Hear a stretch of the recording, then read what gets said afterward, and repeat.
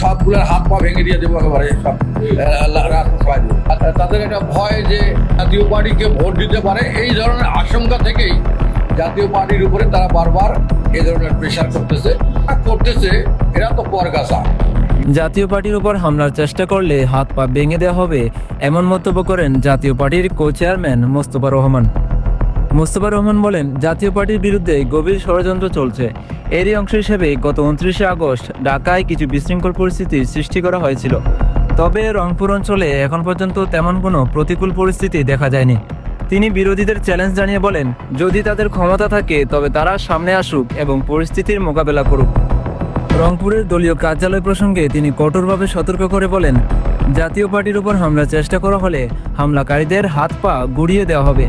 তিনি আরও জোর দিয়ে বলেন, রংপুরে জাতীয় পার্টিকে দুর্বল ভাবার কোনো সুযোগ নেই এবং এখানে হামলার চেষ্টা করা হলে কড়া প্রতিরোধ গড়ে তোলা হবে। মোস্তফা রহমান আরও অভিযোগ করেন, কিছু উস্কানিদাতা ক্রমাগত জাতীয় পার্টিকে হয়রানি করার চেষ্টা চালাচ্ছে। তারা চাইছে জাতীয় পার্টিকে নিষিদ্ধ করতে, যা তিনি একেবারেই লজ্জাজনক বলে অভিহিত করেন। তিনি স্পষ্ট করে বলেন, জনগণ স্থির করবে কে তাদের প্রকৃত প্রতিনিধিত্ব করবে।